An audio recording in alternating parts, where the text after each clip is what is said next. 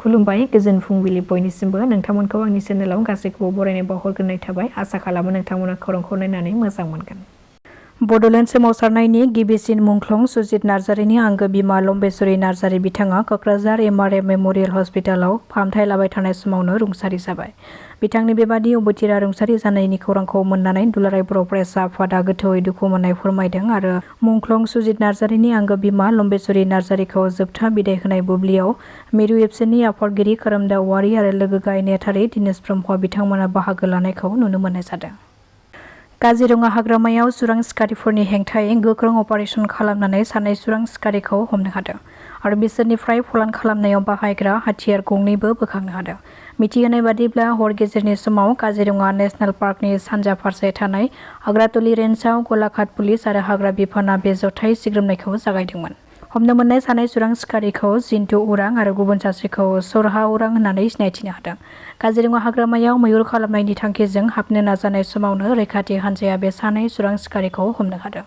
बे जाथायखौ लानानै पुलिसआ दायो बिसोरखौ हमनानै सोंनाय फिननाय खालामनायजों लोगोसे नायबिजिरनायखौ जागायजेनदों।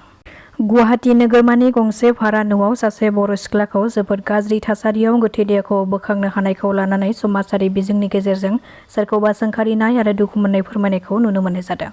बे सोमोनांथावै बर' सिख्ला थैनाय जाथायखौ लानानै बर' माहारियारि फरायसा आफादा बे जाथायखौ लानानै थार बिजिरनांगौनि थाखाय दाबि खालामदों। थारैनो हादोरसानि गोबां ओनसोलावनो बेबादि सम सम ट्राइबेल हारिनि सिख्लाफोरा सोमोनांथाव जाथायनि बोलि जानो गोनां जादों।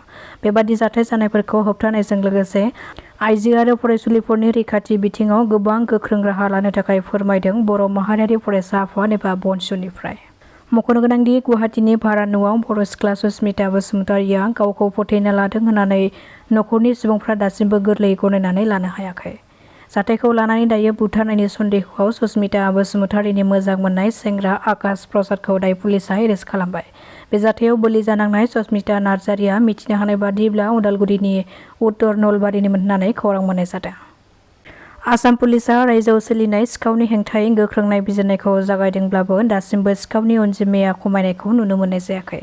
गुवाहाटी नोगोरनि गरसुक पुलिसआ बरपेटानि सामसुल हक मुंनि सासे सिखावखौ हमनो हादों। बिनिफ्राय हमनानै पुलिसआ थरनै सनिक बेटारि, थरसे एक्साइड बेटारि, थरसे आमारन बेटारि आरो गंसे AS15GR6641 नम्बरनि गंसे ई-रिक्साखौबो बोखांनो हादों। तामुलपुर जिला ABMC केन्द्रीय समितिर सहयोगत तामुलपुर जिलार ज्येष्ठ आरक्षिक अधीक्षक डांगरियाक आमी साक्षाৎ करिছো।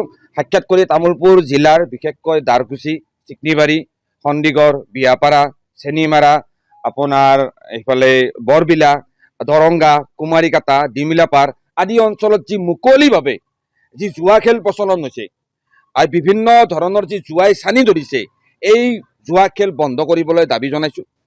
আৰু আপোনালোক নিশ্চয় জানে যে ৰঙিয়াৰ পৰা আৰম্ভ কৰি তামুলপুৰলৈকে ড্ৰাগছ কৰা বাহৰ এটা ট্ৰেনজিট কেম্পৰ দৰে এই অঞ্চলটো ব্যৱহাৰ হৈ আছে।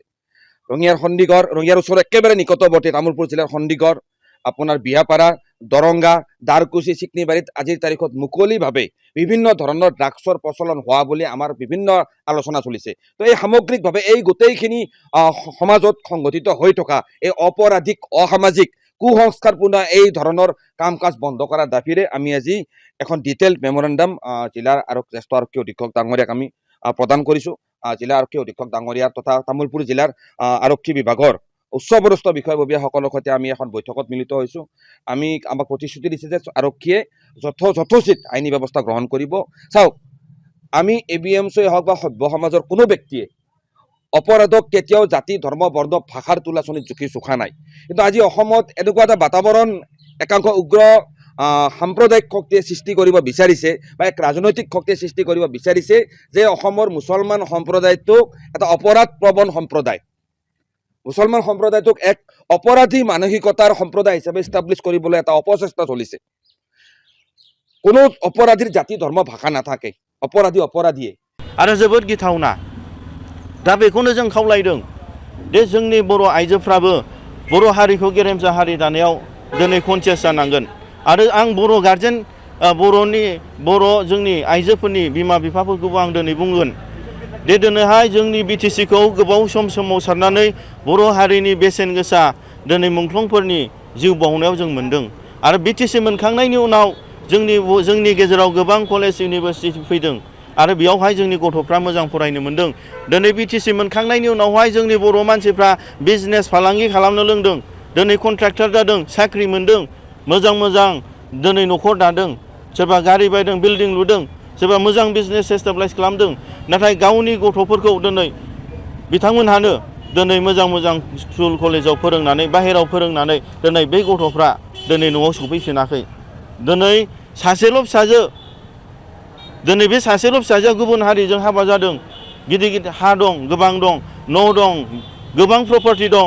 नाथाय सोरबा शर्मा, सोरबा दास देखाजों, सोरबा माबाजों हाबा जायोब्ला बिनि गथ'आ निस्सय सोरबा शर्मा जागोन, सोरबा मण्डल जागोन, सोरबा आलि जागोन, सोरबा दास देखा जागोन। अब्ला बे हाया कमप्लिटलि प्रपार्टि ट्रान्सफार जागोन।